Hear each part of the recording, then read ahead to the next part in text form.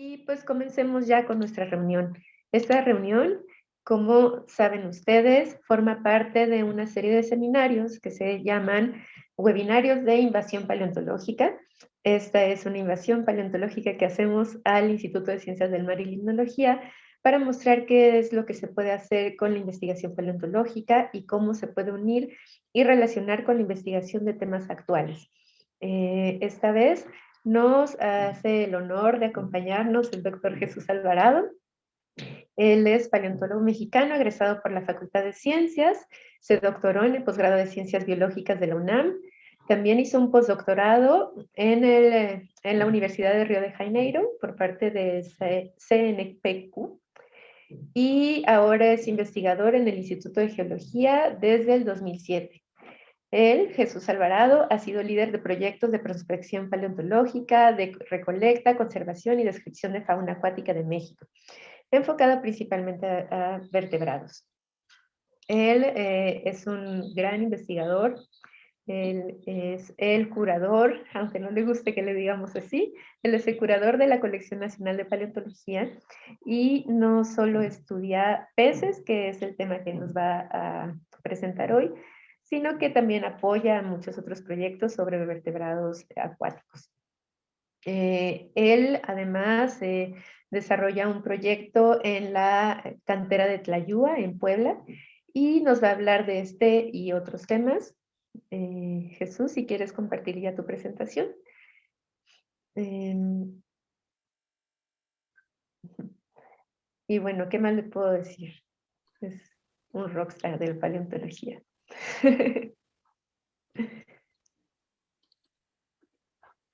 ¿Me escuchan? Sí, te escuchamos perfecto. Ok.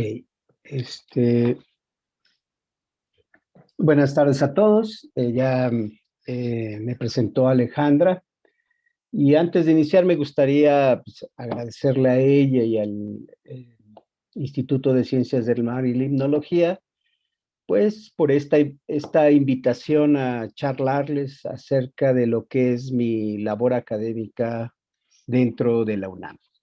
Ya Alejandra les dio algunos antecedentes de lo que ha sido mi desarrollo académico. Obviamente le faltaron algunos detalles, por ejemplo, que alguna vez quise ser físico, fui alumno de la UAM Iztapalapa con esa intención, sin embargo, pues me ganó la biología y me dediqué al 100% a ella desde la licenciatura. También tengo que hacerles la confesión de que mi acercamiento a la paleontología no tuvo un interés genuino en los peces. Mi intención era estudiar los artrópodos conservados en ámbar de la región de Simojovel en Chiapas. Sin embargo, cuando tuve mi acercamiento al Instituto de Geología, pues me encontré con la sorpresa de que no había ninguna colección de estos organismos y eh, podría ser podría quejarme de ese pasaje de la historia de mi vida. Sin embargo, fue un parteaguas que marcó un destino en el que he sido bendecido por varios asuntos, de los cuales les voy a platicar. El primero de ellos es que soy el heredero de un proyecto que inició en los años 80 en la cantera Tlayúa, que es un sitio paleontológico extraordinario en México. Es uno de los sitios llamados Lagerstätten, fue el primero encontrado en México, ahora existen algunos otros. Y fui heredero simplemente por ser el hijo más pequeño de las dos personas que tienen aquí a la derecha, el doctor Applegate y Luis Espinosa, quienes descubrieron este sitio. Y junto con mi hermana académica, que es la doctora Katia Adriana González Rodríguez, que trabaja en la Universidad del Estado de Hidalgo, comenzamos y nos formamos dentro de este proyecto. Ella consiguió trabajo muy rápido después de graduarse, de tal manera que cuando yo me gradué y poco tiempo después del fallecimiento del doctor Applegate, no había nadie más quien tomara las riendas de este proyecto y pues me tocó a mí. Debo decirles también que si ustedes buscan qué es la paleontología, podrán encontrar muchos conceptos, desde el tratado de los peces fósiles o el estudio paleontológico de los peces. Sin embargo, tendría que aclararles que esta concepción de lo que es la paleontología está bien enmarcada dentro de lo que es la paleontología, que no es otra cosa que una ciencia que se encarga de caracterizar algunos elementos de origen orgánico conservados en las rocas, lo que conocemos como fósiles, ubicarlos en un contexto temporal y también en un contexto físico, geográfico, en donde se encuentra. Cuando comencé mi carrera académica dentro de la UNAM, pues era el único paleontólogo activo en ese momento. Quise abarcar demasiado. En realidad mi intención era trabajar todo México y todos los tiempos geológicos en donde estos organismos estuvieran conservados. Sin embargo, tras el arribo hace un par de años de mi colega y amigo, el doctor Clayton, decidimos partir el tema que compartimos y él hace unos días, hace una semana, les dio una charla sobre lo que ha logrado averiguar de los peces del Cenozoico. De tal manera que yo soy el paleontólogo de la UNAM que estudia los peces del Mesozoico. Y en realidad un concepto mal aplicado porque en México los peces fósiles se han encontrado en rocas del Jurásico Medio al Maastrichtiano, que es el periodo que yo voy a estudiar. Es una temporalidad que abarca un rango de unos 100 millones de años en números cortos. Cuando yo inicié mis estudios en los peces fósiles, obviamente no sabía nada, sabía más de insectos que de peces y ahora la cosa se invirtió. Me encontré en mis primeras lecturas eh, fueron acerca de este señor, David Bartek, porque él era un estudioso del pez que me asignaron para hacer mi tesis de licenciatura. Y en alguna de las lecturas que hice de este señor me encontré con esta idea que les enmarco en esta región, en esta parte de la presentación, en donde el señor pues no se quejaba de México, pero prácticamente decía que México era un hoyo negro en cuanto al estudio de los peces fósiles, porque en este territorio los peces eran escasos, y mal estudiados. Entonces, prácticamente no servía para nada. En el 2006, un poquito después de graduarme, hicimos un ejercicio de revisar la historia de la paleontología en México y generamos este esquemita que a mí me agrada mucho porque representa realmente el parteaguas de lo que Katia, Luis Espinosa, el doctor Applegate y yo quisimos hacer desde un principio. En la parte de arriba, ustedes verán acá los siglos y una serie de trabajos relacionados con el descubrimiento de peces fósiles. Vemos a personajes muy importantes en la paleontología y la geología de México, como Aguilera, que hizo algunos descubrimientos, reportó algunos peces fósiles. Tenemos personajes como Safer, que es una persona que trabajó mucho tiempo en la geología, sobre todo del sur de México. Tenemos a nuestro naturalista Maldonado Cordel, que también estuvo explorando prácticamente todo el país e hizo algunos reportes de peces fósiles, pero en general estos estudios se llevaron a cabo de manera desarticulada, aislada, y en muchos de los casos, como vamos a ver más adelante, los ejemplares que se reportaron en ese entonces o bien están perdidos, o bien nunca fueron colectados de manera correcta, o están depositados en colecciones extranjeras. A partir del descubrimiento de la cantera Tlayúa por Applegate y Espinosa en los años 80, la historia de la paleontología cambió drásticamente. desde entonces en el país han surgido diferentes instituciones, además de la UNAM, interesadas en rescatar estos fósiles de nuestro territorio, conservarlos, darles un albergue adecuado en colecciones, si no científicas todas, sí, con un orden adecuado que permite su estudio y su explotación adecuada en todos los términos.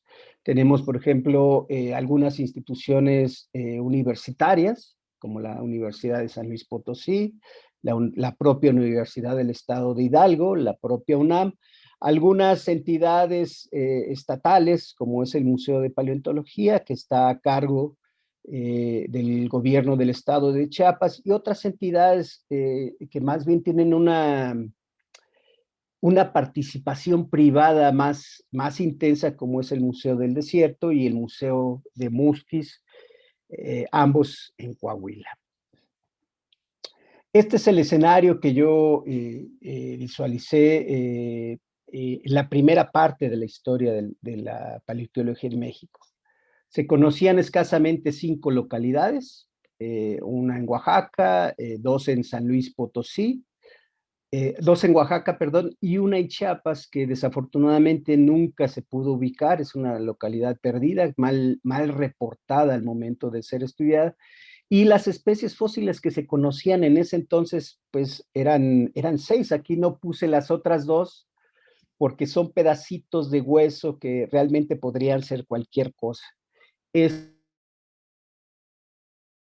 es Leptolepis tamanensis, obviamente de Tamán. Este es un Belenostomus descrito en el Cerro de la Virgen. Este es Otomitla mexicana.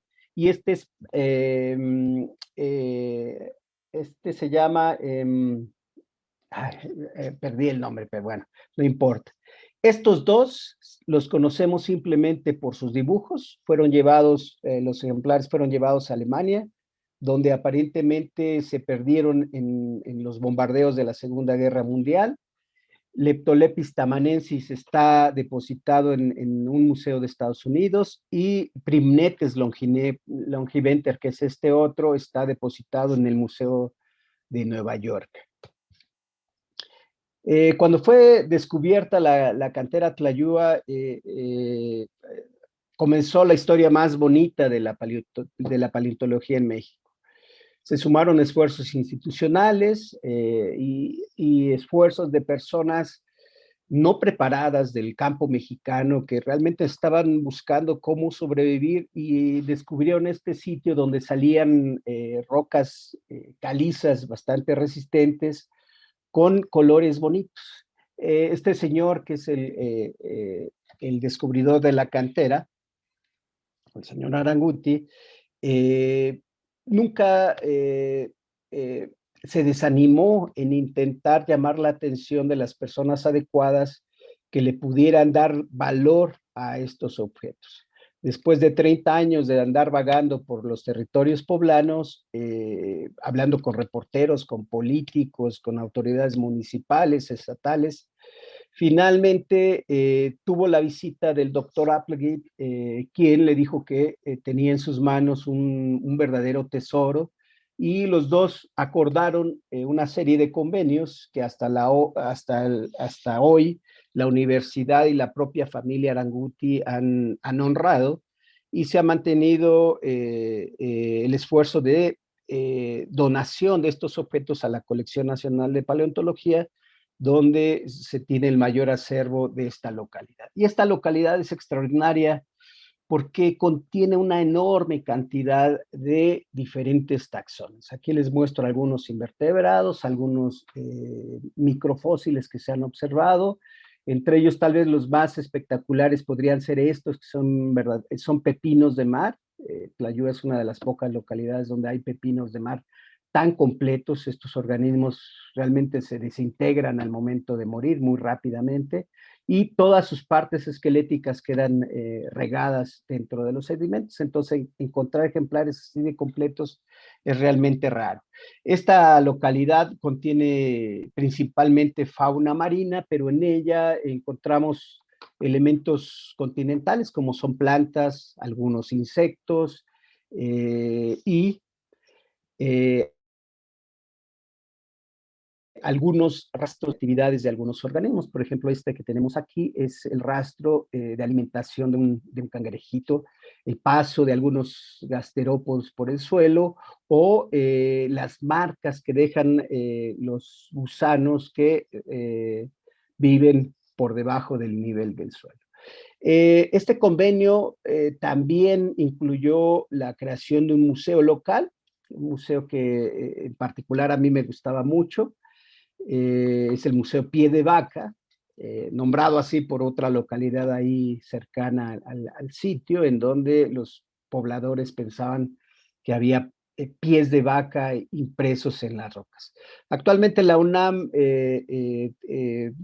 ha reformado este museo, hay planes de hacerlo aún más grande, y en él pues los visitantes pueden conocer parte de la fauna.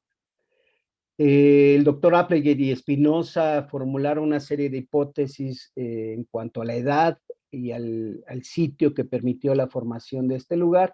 Y en esta foto encontré algo, lo más parecido a lo que ellos proponían. Ellos proponían que Tlayúa era un sitio que se depositó en un lugar protegido por una doble barrera del mar abierto, obviamente conectado a tierra firme, en donde ríos y corrientes eventuales alimentaban esta laguna.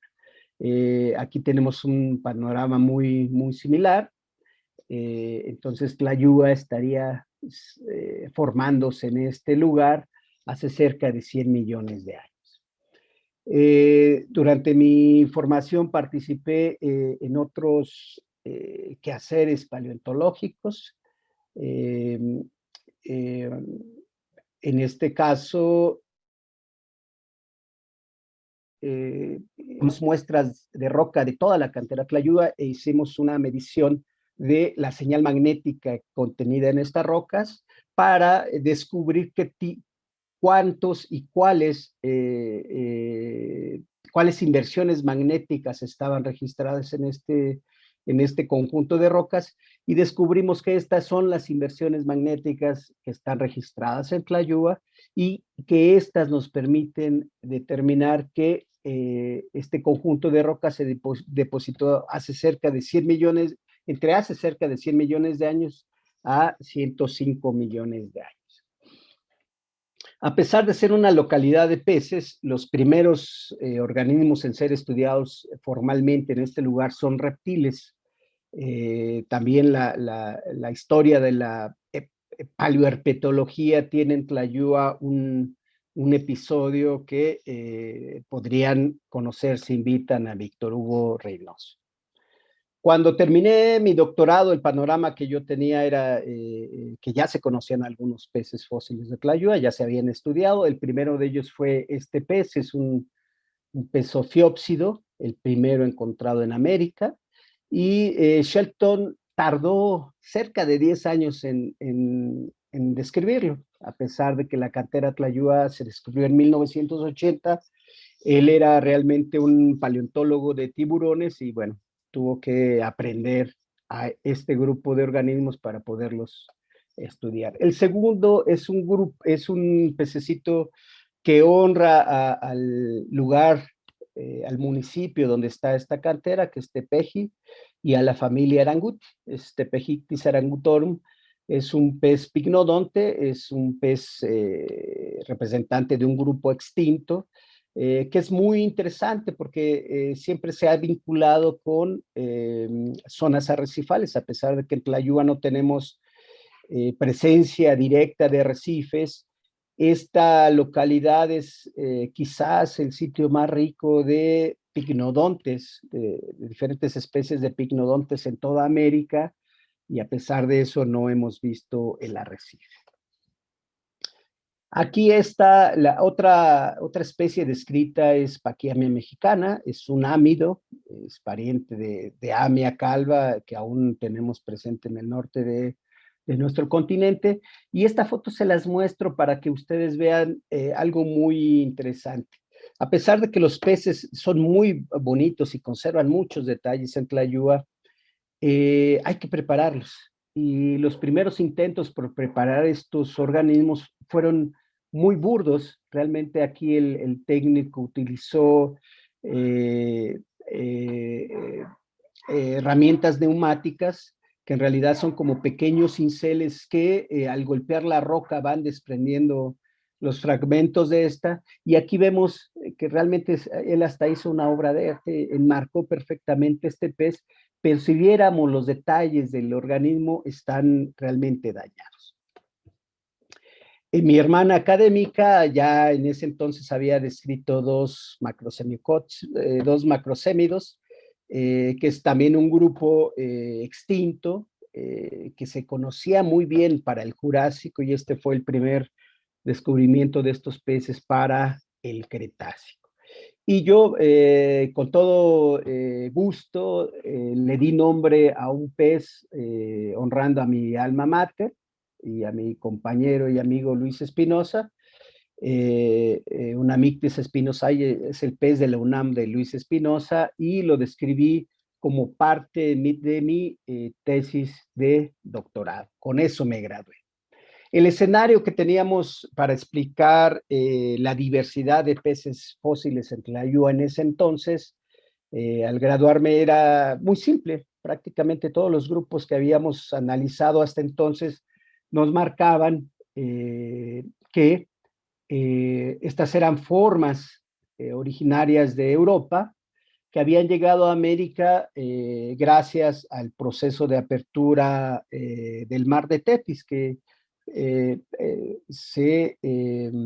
fue posible debido a la separación de la Eurasia al norte y de Gondwana al sur. Entonces, las explicaciones eran muy sencillas. Esto también se reflejaba en los árboles filogenéticos o en las historias filogenéticas que estábamos reconstruyendo en ese momento. Entonces, la historia era muy sencilla. Sin embargo, entre los carnavales del 2005 y del 2006, tuve la oportunidad de repaginar una serie de observaciones que me mantenían inquieto, y también de preocuparme por esa situación que todo doctor recién egresado tiene, que es dónde voy a trabajar. Entonces, en Brasil formulé una serie de observaciones que a final de cuentas me permitieron reincorporarme a la UNAM. Y muchas de estas observaciones están vinculadas con el poder que tiene la combinación de dos hechos. La acumulación de fósiles en las colecciones, la información que está ahí contenida, que hay que aprender a leer, y el poder de análisis que los sistemas computacionales nos dieron desde los años 60. Ya en los años 60, Sepkoski y otros investigadores habían observado y creado líneas de extinción o líneas de diversificación en nuestro plan a partir del registro fósil desde hace unos 500 millones de años hasta el presente. Y habían observado una serie de curvas que de alguna manera intentaron explicar.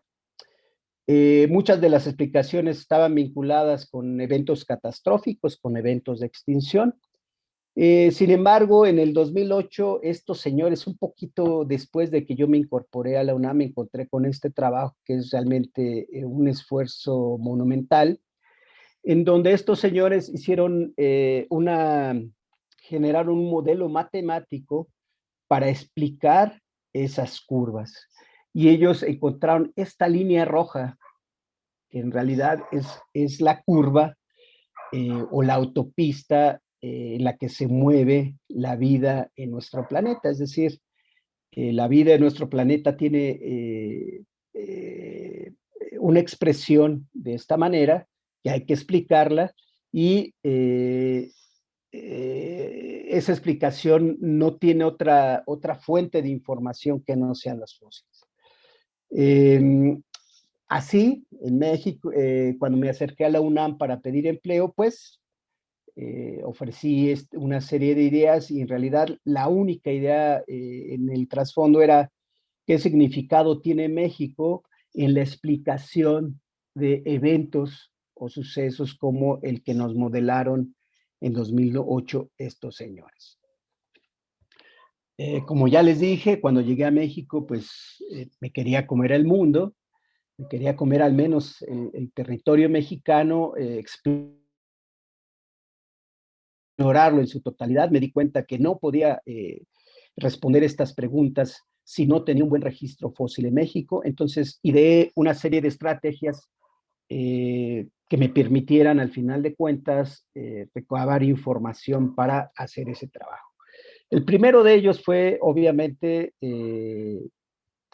explorar el territorio mexicano en busca de peces fósiles. Desde entonces he explorado prácticamente todo el territorio mexicano donde hay algún reporte, aunque sea mínimo, de que hay fósiles marinos en algún lugar. Al poco tiempo estoy ahí presente y obviamente, aunque no soy geólogo y no tengo formación de geólogo, pues tuve que hacerme de esas herramientas para contextualizar de mejor manera estos hallazgos.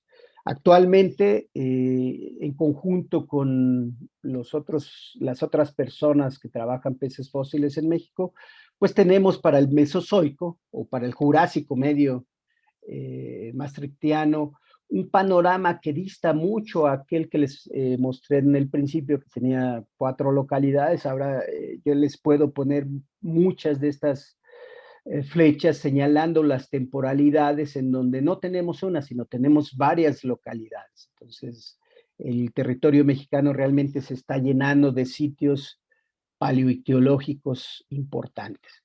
La mayor parte de mi esfuerzo está concentrado en Puebla, porque sigo atendiendo el proyecto Tlayúa y de alguna manera me he estado vinculando con gente local que me ha dado nueva luz sobre sitios nuevos de paleontología. También algunos de mis primeros alumnos fueron del estado de Chiapas y desde entonces trabajo en ese lugar y hemos tenido muy buenos resultados. En el estado de Coahuila, también ya desde mi formación académica me comencé a vincularme sobre todo con paleontólogos aficionados y actualmente Coahuila es el estado con más localidades de peces en todo México. Yo trabajo en el Instituto de Geología. De alguna manera mi trabajo tiene un impacto en las actividades de mis colegas y muchos de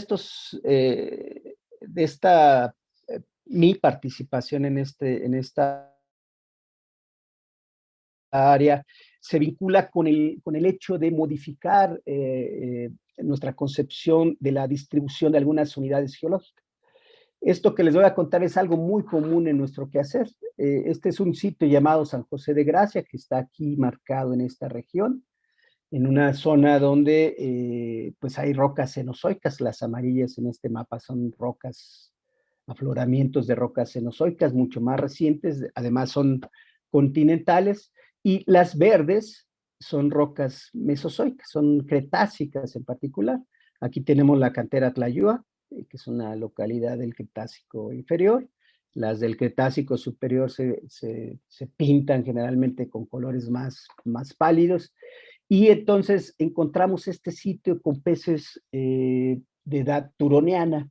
No hay duda de que son turonianos porque ya tenemos muy bien marcado cuál es la diversidad de estos organismos para el turoniano. Entonces nunca dudamos de eso. Sin embargo, si ustedes ven este mapa, pues no hay nada turoniano. Está la formación Morelos, que es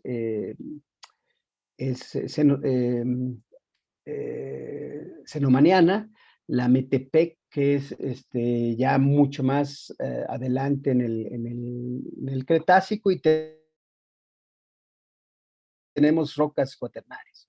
Entonces, aquí debajo de esta región hay unas rocas que los geólogos pues no se habían dado cuenta que están ahí y que seguro en el futuro tendrán que revisar su conocimiento a partir de este hallazgo.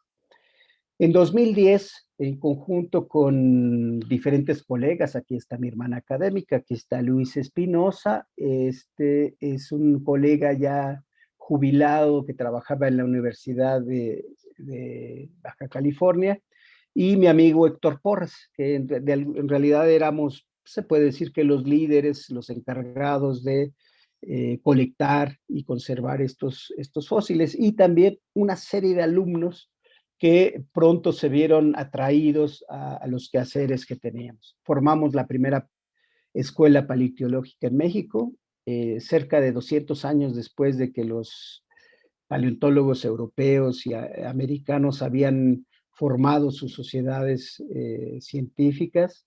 Nosotros comenzamos 200 años más tarde, pero con resultados espectaculares. La segunda parte de mi estrategia para estudiar los peces fósiles estaba directamente vinculada con la manera en que hasta entonces se estaban preparando estos organismos. Aquí les muestro esta serie de fotografías. Esto es lo que vio el doctor Applegate cuando describió Tepehictis aragutorum. Esto está con luz blanca. Él tenía un microscopio muy rudimentario en donde analizaba estos organismos prácticamente punto por punto. Aquí este ejemplar está teñido.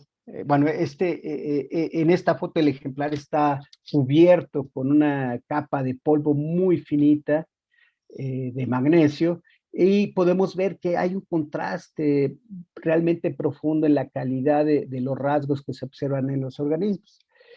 Desde el 2008 más o menos comenzamos a trabajar con rayos UV para analizar los propios organismos. Entonces, en conjunto, estas imágenes nos permiten tener una capacidad de observación que potencializa nuestra interpretación y en los análisis que podemos generar a partir de estos objetos. Inclusive en algunas ocasiones hemos usado tomografía computarizada para analizar estos organismos.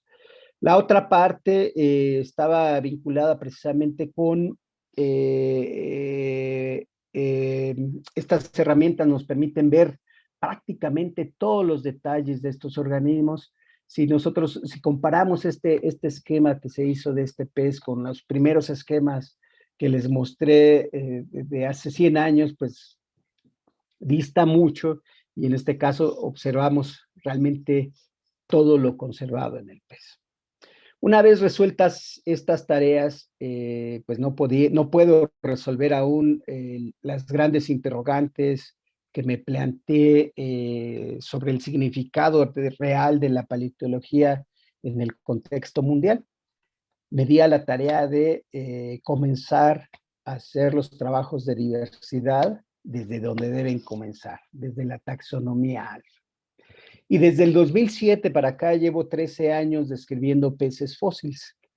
Les voy a mostrar algunos, no voy a entrar en detalles porque en realidad cada uno de estos estudios implica explicar una serie de antecedentes, plantear una hipótesis y visualizar cómo estos fósiles han tenido impacto en diferentes áreas. Por ejemplo, este es Tlalogbatus aplegatai, la descripción apareció hace un par de años. Esta es la raya fósil más completa de México. México, curiosamente, a pesar de que durante el Cretácico estuvo bañado por los mares, los restos de estos organismos son realmente muy fragmentarios, y hasta ahora solamente esta raya es la única conocida. Tenemos organismos que realmente no sabemos dónde colocarlos dentro de las clasificaciones de peces fósiles y peces recientes, como este Zipaclictis scutatus, que es un estirpe muy primitiva. Aquí podemos ver en la composición de su rostro cómo los huesos realmente no se parecen a ninguno de los grupos conocidos para el Cretácico, y por el momento este es un pez fósil dentro de los fósiles del Mesozoico de México. Este es Quetzalictis perrillatae. Casi todos los peces que yo he descrito he decidido ponerles nombres con términos bien mexicanos y dedicados a personajes de la ciencia mexicana.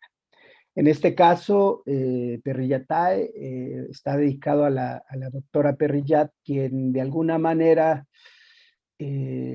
hizo a un lado muchos de sus quehaceres científicos en pos de legitimar, organizar y sistematizar lo que hoy es la colección nacional de paleontología.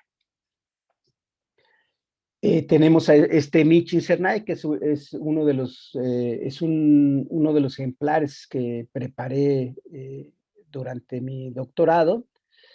Es miembro de un grupo que se llama Paquirisodóntidos, que es un grupo muy extendido en Norteamérica, pero que hasta entonces en México se desconocía.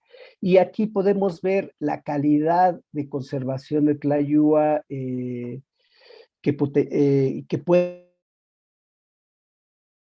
obtenerse después de, o visualizarse más bien, después de una correcta preparación. Por ejemplo, aquí tenemos huesos rotos que fueron fracturados al momento de que las rocas se estaban desprendiendo para descubrir la capa donde este pez estaba descubierto. Y aquí la técnica química que utilizamos realmente descubrió la totalidad del hueso que aún estaba cubierto y podemos ver detalles realmente íntimos de este organismo, desde pasajes nerviosos como este que vemos aquí, que no es otra cosa que el canal nervioso que rodea a la órbita. Podemos ver aquí el canal nervioso del preopérculo, podemos ver los huesos más finos sobrelapados uno sobre otro. Por ejemplo, este es el preopérculo sobrelapando al opérculo, que con las otras técnicas era muy difícil de observar. Tenemos a este Pleuropholis cisnerosorum, que en conjunto con Leptolepis tamanensis es el pez más primitivo de México. Es un grupo que, al igual que los peces que estudiamos en un principio, se originó en Europa y acabó en México. Este es el primero encontrado en territorio mexicano. En realidad demuestra que el grupo llegó a esta región.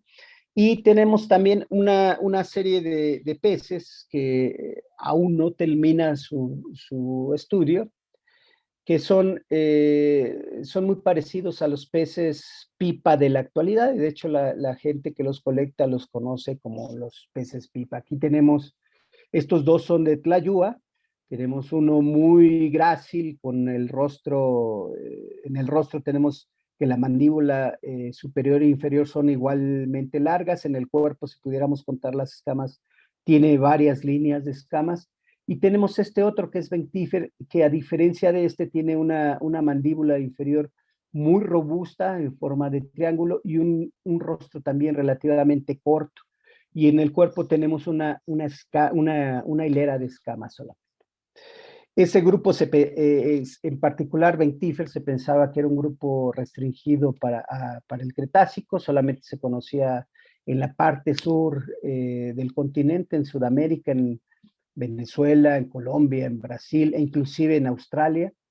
Sin embargo, en rocas jurásicas de México encontramos este que, a pesar de que está muy fracturado, muy incompleto, fue encontrado dentro de un nódulo, una bola de roca en donde estaba metido como si fuese una torta, un sándwich, vaya. Entonces aquí el trabajo de preparación fue realmente mecánico. Vean, hay muchas fracturas de los huesos porque realmente el proceder mecánico sobre los fósiles tiene ese riesgo. Sí, y aquí vemos algunos de los rasgos, aunque aquí este es el rostro, aunque no está completo, estaría extendido hacia esta región. Sí podemos ver que la mandíbula era ancha, como el Ventífer que les mostré,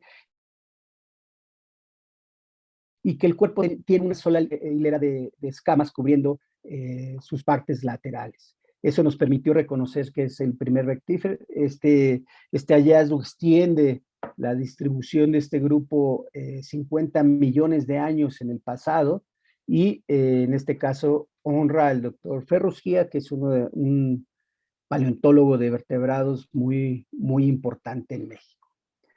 Este es un pez en donde les quiero mostrar otra de las técnicas que utilizamos en Tlayuda, que es la transferencia a resina.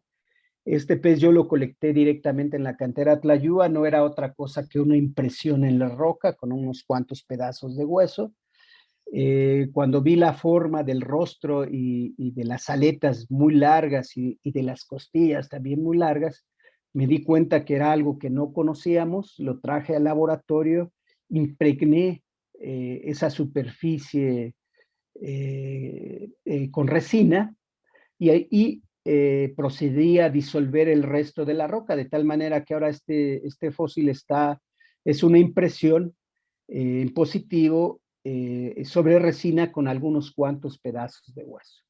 Este pez, junto con los otros, eh, nos permite visualizar que la historia biogeográfica de los peces durante el Cretácico es más compleja de lo que habíamos pensado en un principio.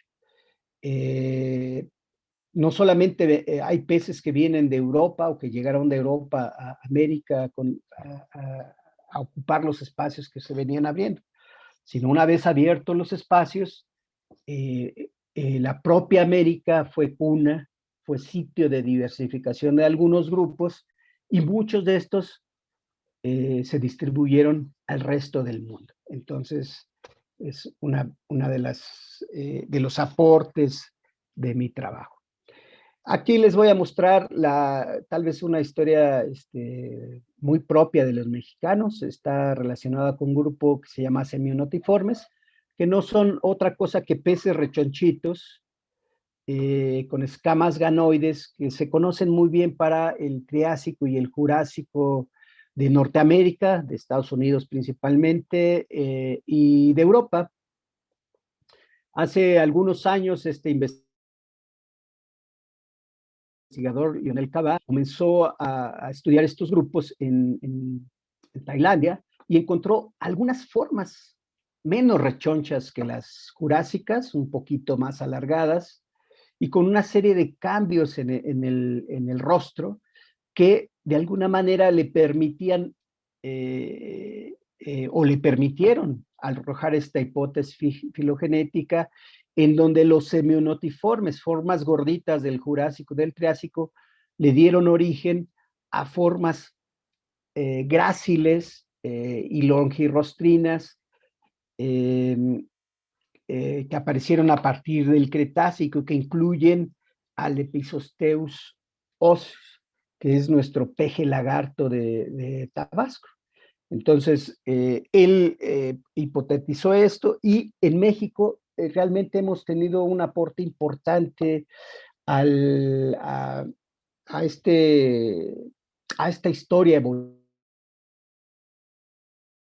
de los tifones. Describimos en Tlayua, Tlayuamichinitzli, que es el pez de Tlayua con las escamas color obsidiana, que es un típico seminotiforme, está regordete. Aquí en el rostro vemos esta serie de huesitos que en realidad se derivan de huesos que adornaban la parte baja de la órbita. Tenemos este otro al cual le llamamos Herreraictis coahuilensis porque fue encontrado por allá y honra a un investigador mexicano. Y en él encontramos esta serie de huesecitos suborbitales que en realidad se llaman lacrimomaxilares, ya con la estructura que podemos ver en los peje lagartos modernos, es decir, esos huesos derivados de huesos de los ojos adquieren la función de la mandíbula superior. Les aparecen dientes. Y aquí tenemos esa serie de huesecitos que están formando una serie a cada lado de la mandíbula con los dientes típicos de los peje lagartos. Si hacemos el conteo, aquí se alcanzan a ver el número 1, hicimos el conteo de todos ellos y llegamos al número 45, 46. Aquí en este pedazo de cráneo, que en realidad es la parte anterior del cráneo, pues no podemos saber si todos los huesos pertenecen a una sola mandíbula o pertenecen a ambos lados del rostro. Sin embargo, si fueran solamente de una mandíbula, tendríamos una mandíbula con 40 lacrimomaxilares, que es un número muy diferente al que tienen los peces lagarto en la actualidad. Y también, si dividiéramos estos entre las dos posibles mandíbulas, tenemos cerca de veintitantos lacrimomaxilares, que de igual manera es un número muy distante al de los peces lagartos en la actualidad. Entonces sabemos que México tuvo diferentes tipos de peces lagartos en el Cretácico. Y en las tierras de Oaxaca, en nódulos, encontramos una serie de organismos que al ser descubiertos observamos la estructura típica de los peces lagartos. Este es el techo del cráneo, y sobre todo en los dientes encontramos argumentos para decir que este es el peje lagarto más antiguo de México. Esas rocas tienen una edad de 150 millones de años, lo que, al igual que en el caso de los peces pipa, extiende la distribución temporal de los peje lagartos cerca de 50 millones de años. Es casi un tercio de la historia de la vida de estos organismos. De esta manera, tenemos en México organismos que aparentemente surgieron aquí, como es el caso del peje lagarto. No es el único caso, ahora les voy a platicar de otro, que de alguna manera también se distribuyeron en toda la región. Es decir, México fue un lugar diverso en donde se originaron diferentes grupos. Y al respecto hemos estado trabajando en diferentes grupos. Comenzamos con este grupo de los clipeomorfos, que no son otra cosa que las sardinas. Aquí tenemos una sardina regordeta típica de Tlayúa. Tenemos este, que se llama Ranulfoichthys dorsodnudum, que es un pez que en algún momento yo postulé como el clipeomorfo más primitivo que se conoce, por una serie de características. Las sardinas tienen una quilla ventral que no es otra cosa que una serie de escuditos en su borde abdominal, que se extiende inclusive hasta la cloaca, hasta la base de la aleta anal. Que las formas modernas se extienden lateralmente, formando una especie de envoltura del abdomen. Estos peces tienen ya presentes esos escudos, pero los escudos son pobremente extendidos lateralmente, lo que nos dice que podrían ser primitivos. También en el rostro encontré una serie de rasgos muy primitivos en este pez, y actualmente estoy en disputa con otros colegas sobre la posición filogenética de este pez, pero en realidad es una forma que bien nos podría representar cómo fueron las sardinas al momento de surgir. Lo descubrimos en el territorio chiapaneco. Es Triplomistus apregatei, es un típico pez doble armadura, solo que este tiene tres. Aquí tenemos esos escuditos de los que les hice mención anteriormente. En este grupo, los escudos están muy desarrollados, prácticamente envuelven toda la cavidad abdominal. Tienen una segunda serie de escudos delante de la aleta dorsal, y una tercera serie, por eso se llaman triplomistus, son los peces armados, por así decirlo, detrás de la aleta dorsal. El nombre de este grupo, pues nos lo ganó un grupo de investigadores de Inglaterra, quienes descubrieron formas similares en el Líbano, y ellos propusieron el nombre de Triplomistus. Y esta es la típica sardinita regordeta de Tlayúa, la nombramos como Triplomistus seilakeri, y tal vez este es el único caso en donde le hemos dado nombre a una especie de alguien extranjero. Seilaker fue un estudioso de los sitios de conservación extraordinaria, un tafónomo muy sobresaliente a nivel mundial. Y no recuerdo si fue en el 2017 o en el 2016 cuando Seilaker nos dejó. Y bueno, teníamos preparado este pez y decidimos darle su nombre. La acabamos de escribir, también es una sardina, y a diferencia de las otras que tenían diferentes escudos en la parte dorsal anterior y en la barriga, esta solamente tiene la barriga y solamente escudos en la mitad de la espalda. Entonces estamos sugiriendo que esta es la forma primitiva que le dio origen a ese segundo grupo de sardinas con eh, armaduras a lo largo de todos los bordes de su cuerpo. Tenemos otros peces como este Scombroculpea, que es una forma tal vez ancestral de la otra línea, del otro orden de los peces clupomorfos, que son los clupeiformes, que también está presente aquí en México. Aquí tenemos 2 especies, mientras que en Europa solamente tienen una.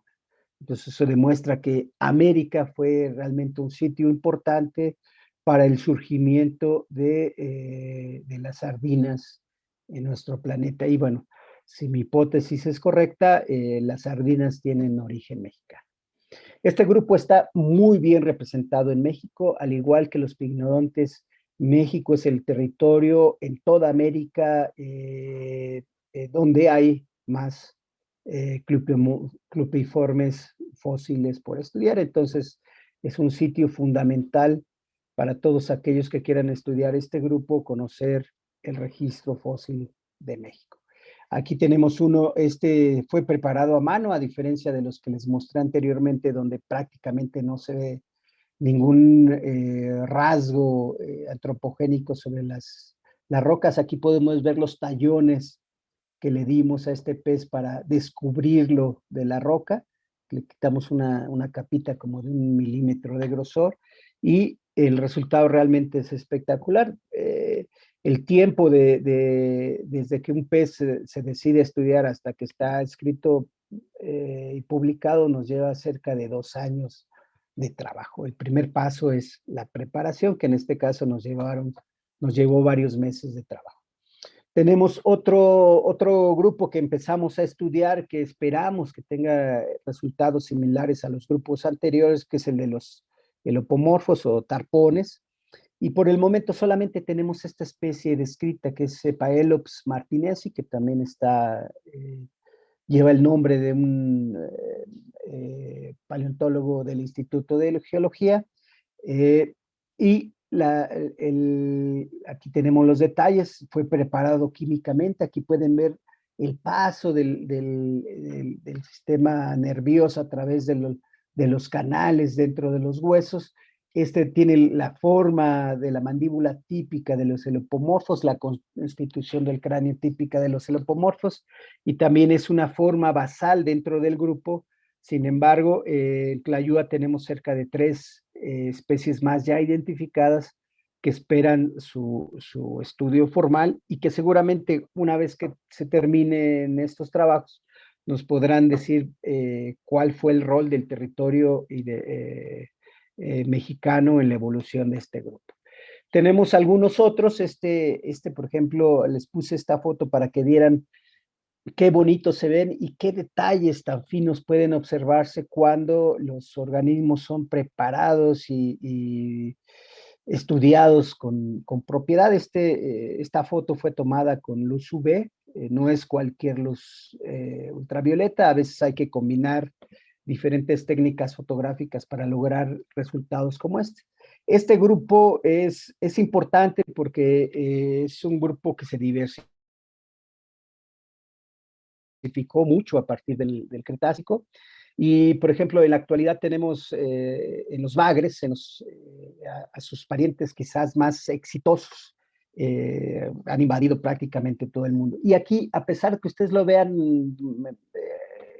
nada parecido a un bagre, en estos organismos, aquí una serie de huesecillos detrás de la nuca comenzaron una transformación que dio origen a un aparato que se llama aparato de Weber, que no es otra cosa que costillas y vértebras modificadas que permiten la transmisión de ondas vibratorias dentro del cuerpo del organismo, es decir, es algo así como un oído para estos organismos.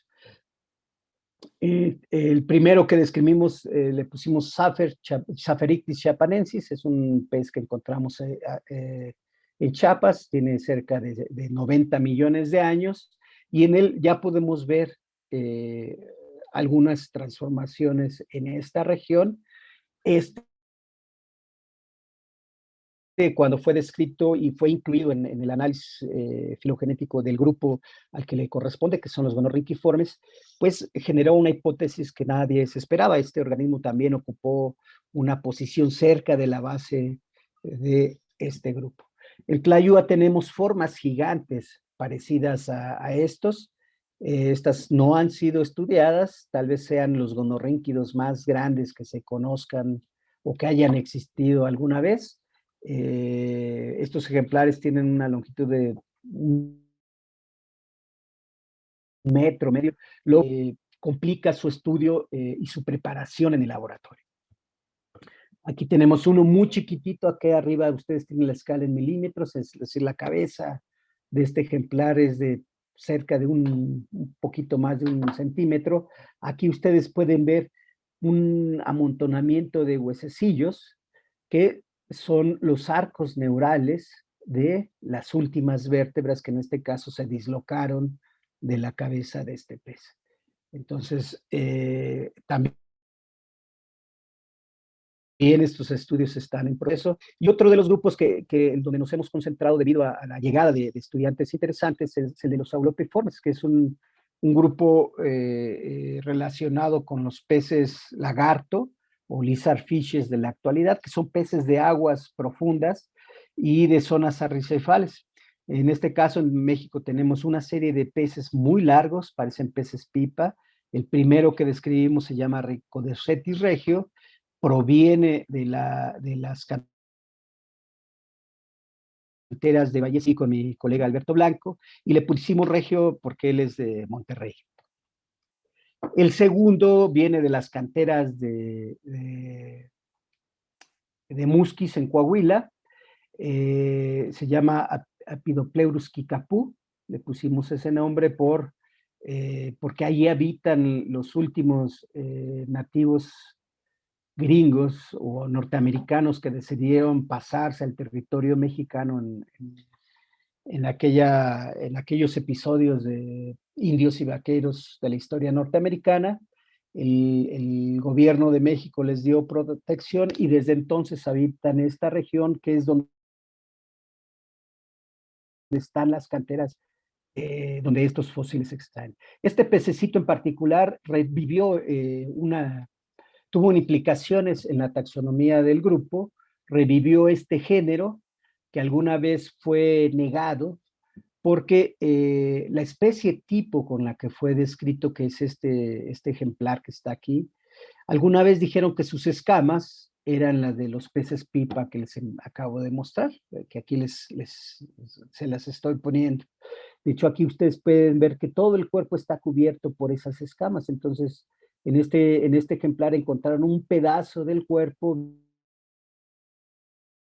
vieron estas escamas, dijeron son diferentes, y en realidad son muy diferentes, pero por ahí alguien dijo no, son las escamas de Velenostomus, y desde entonces, desde hace cerca de 100 años, el género Apidopleurus desapareció de la literatura hasta que en el 2012 logramos rescatarlo gracias a la descripción detallada de este pez. En la región norte de Puebla también encontramos estos pececitos. Aquí lo encontramos en una roca muy bonita, que es una roca negro azabache. Los fósiles son prácticamente blancos o amarillentos, y es el mismo grupo que les acabo de mostrar.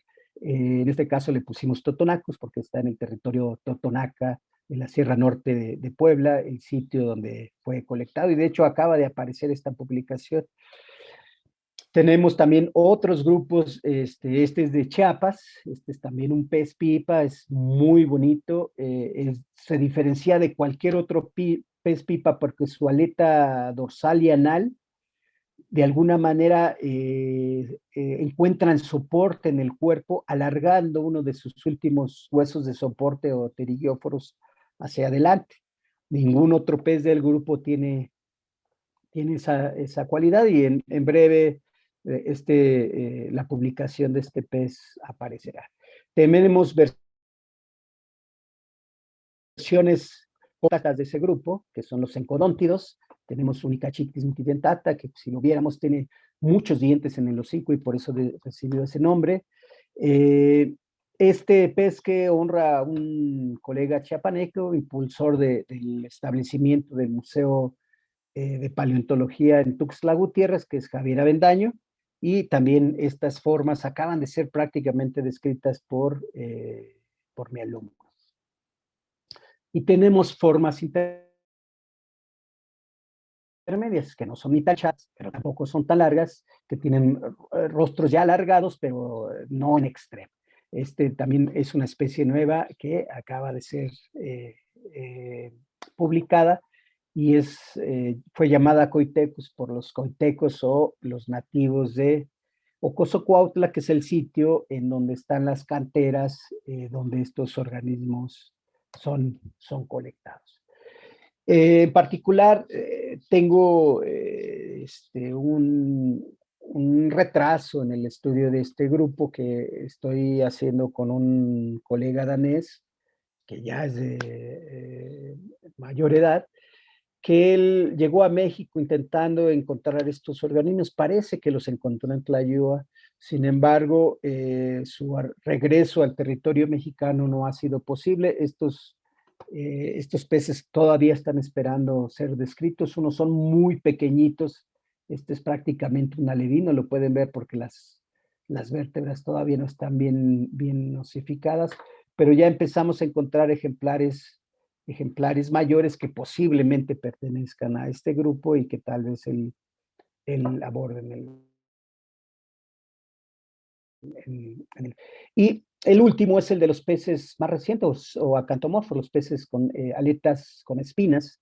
También antes del arribo del doctor Cantalice, que actualmente es el encargado de estudiar estos peces, mis colegas y yo comenzamos a estudiar estos organismos y logramos describir un par de ellos, ambos de 90 millones de años de las canteras de Musqui, de Chiapas, perdón, de Ocosocuautla, y a este le pusimos Zoqueictis carolinae. Es un pez bastante bonito, ya tiene toda la fisonomía de los peces acantopterígeos modernos. Sin embargo, esta es una forma muy primitiva en donde todavía algunos de los rasgos típicos de estos peces estaban por desarrollarse.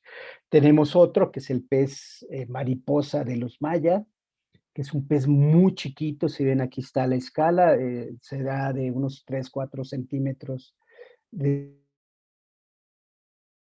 y este fue preparado a mano. Aquí ustedes pueden ver que a pesar de que tengamos agujas muy finitas, generalmente queda sedimento entre los huesos y la preparación no es tan espectacular como la preparación química, pero igual es bastante exitosa.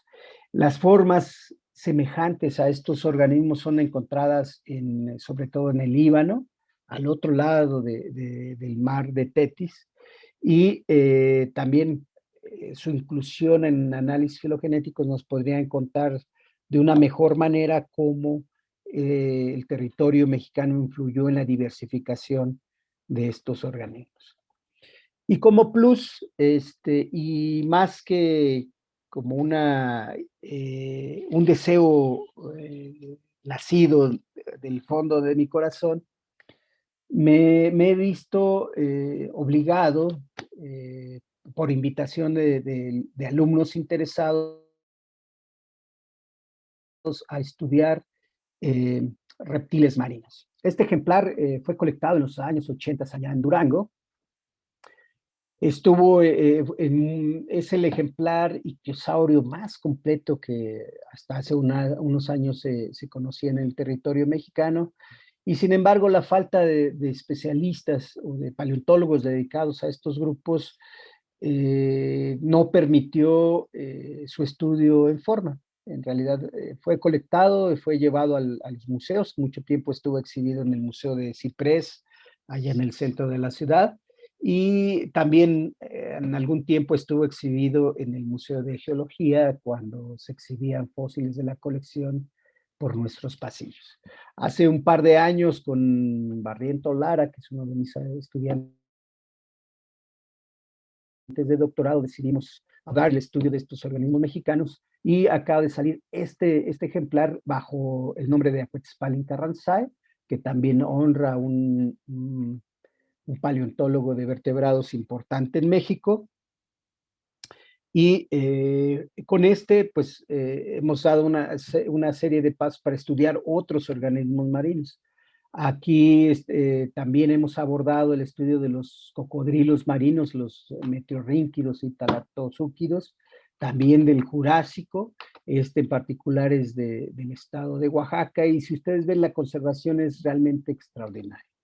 No le debe nada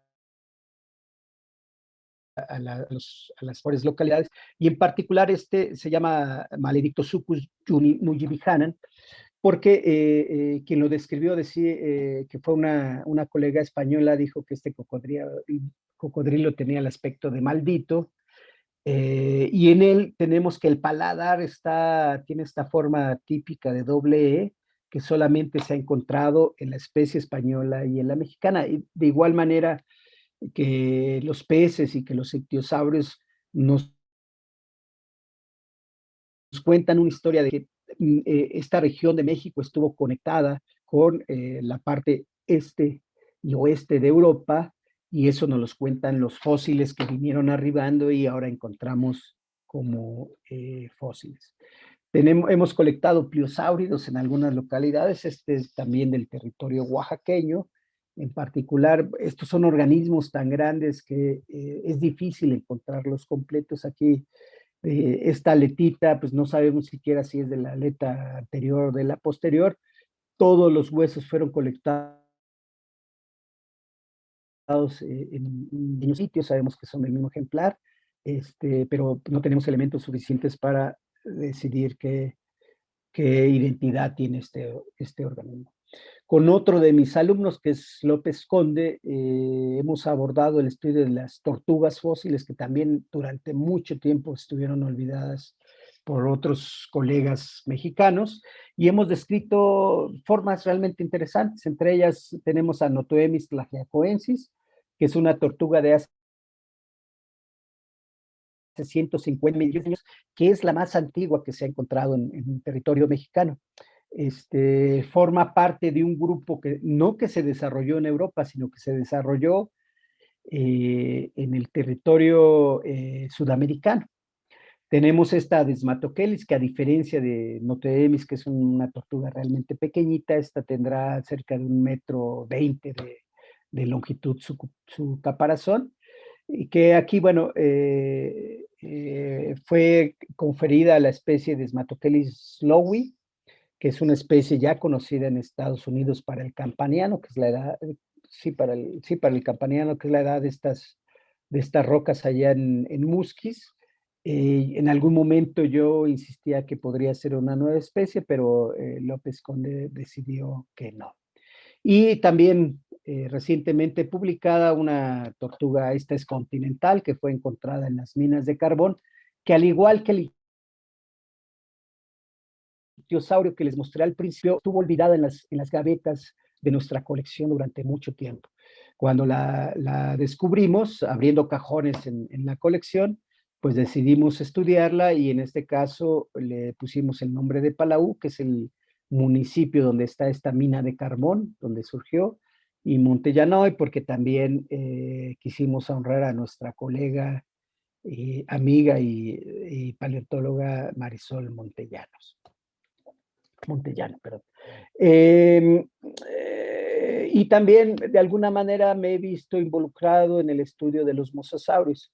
Cuando colectamos fósiles, pues colectamos toda la fauna asociada, invertebrados, vertebrados, y en este caso encontramos estas lagartijas marinas o pedazos de estas lagartijas marinas que hemos comenzado a estudiar y que en el contexto biogeográfico son importantes porque son los registros más sureños de este grupo en Norteamérica. Y últimamente, pues también me he tenido que involucrar con el estudio de los pterosaurios. Este es un ejemplar de Tlayúa bastante bonito. Lo estamos observando bajo luz UV. Tristemente, muchas veces cuando están explotando la roca tiene formas caprichosas de abrirse y muchas veces los trabajadores de la cantera tienen que ir reconstruyendo pedazo por pedazo estos ejemplares. En este caso, recuperaron todo el rostro. Aquí tenemos el pico, aquí tenemos la región de la órbita y de la región nasal, y aquí tenemos un bracito que estaba envolviendo el pico de este ejemplar. Sabemos que es una nueva especie y en el futuro también será descrita. Pues muchas gracias. Muchas gracias, Jesús. Qué bonita plática. Oye, es que yo creo que es súper interesante remarcar que los ejemplares no se encuentran así, ¿no?, en las No, localidades, que es un gran trabajo de preparación, de curación, de que debes de conocer perfectamente las estructuras para poder limpiarlo apropiadamente, y además el trabajo que hacen para reconocer las estructuras, los diferentes métodos de observación que hacen que cuando uno identifica y publica los ejemplares se vuelvan trabajos mucho más completos y mejor sustentados, ¿no? así es, por eso hablaba del impacto que quise imprimirle a los trabajos. Tenía que partir desde una colecta adecuada. Muchas de las localidades antiguas no sabemos dónde están. Fueron publicados los ejemplares o dijeron, ahí por Delicias encontramos estos fósiles, pero pues nadie sabe con exactitud. Entonces, el trabajo dentro del instituto es desde entender el contexto geológico donde estos restos fueron encontrados, eh, ser certero en toda la información que respalda estos hallazgos, porque entre los paleontólogos, curiosamente, hay un celo terrible en señalar y revelar de dónde son los fósiles que están publicando. Entonces, no es raro que los datos que estén publicados estén de alguna manera, eh, que no digan toda la verdad. Vaya. Sí, eso sí. Y yo creo que también por ese lado es muy admirable la cooperación que logras con tu equipo de trabajo, con los otros ictiólogos y paleontólogos en general en México, porque, porque yo creo que ya es momento de empezar a formar lazos más fuertes de colaboración, de confianza y así elevar la calidad de la investigación que se hace en México. Eh, nos queda muy poquito tiempo para un par de preguntas. Si en el público hay personas que quieran hacer preguntas, las pueden escribir en el chat. Dice Fernando Salinas, acabo de visitar el Museo de Tepeji, pero se queda corta la exposición comparándolo con todas las especies que nos han mostrado aquí. Y también hacen un comentario sobre el estado del museo, que sí, que pues que le hace falta meterle mano y meterle apoyo para que sea tan importante como debiera ser, ¿no?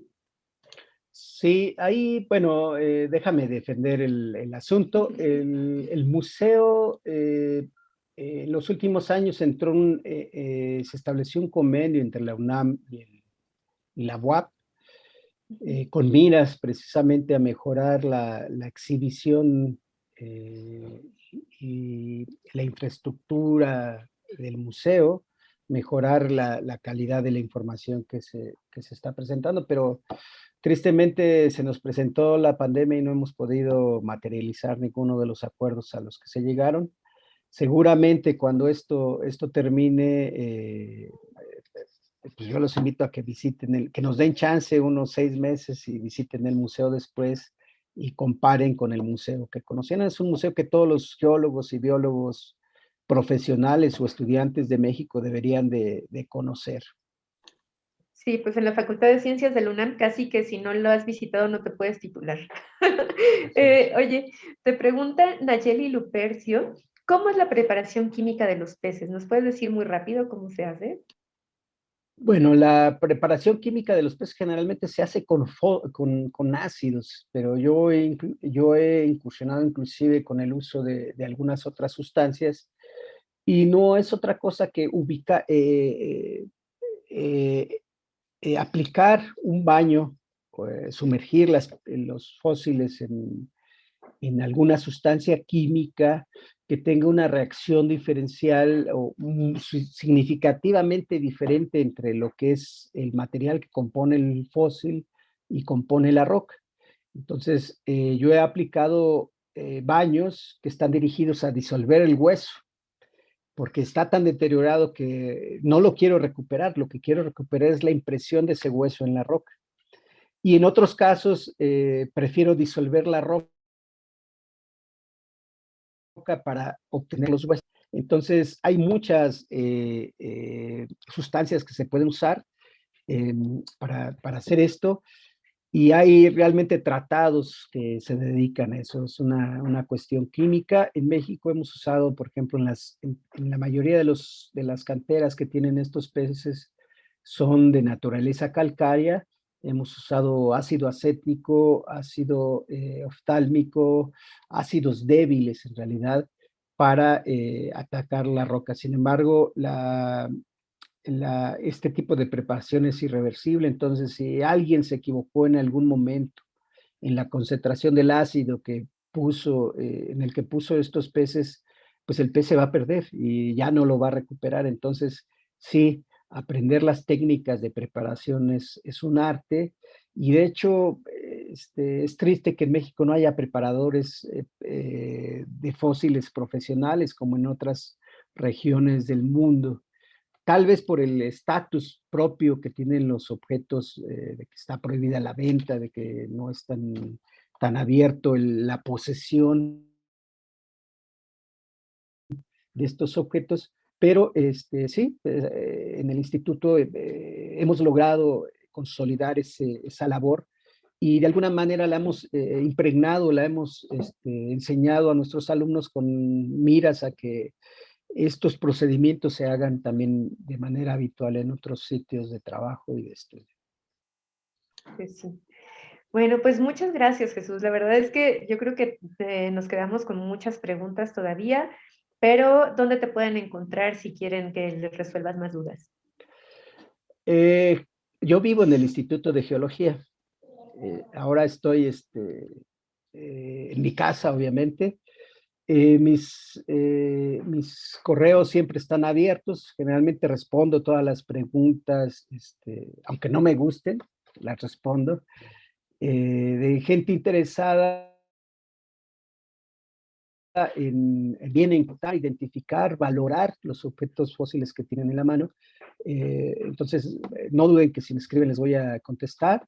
En la página del Instituto de Geología está mi correo formal. Al inicio de la presentación me permití poner un par de ellos y también me pueden encontrar por teléfono a través del Instituto de Geología. Claro, y ojalá ya regreses pronto a tu nicho, Jesús. Bueno, pues muchas gracias a todos.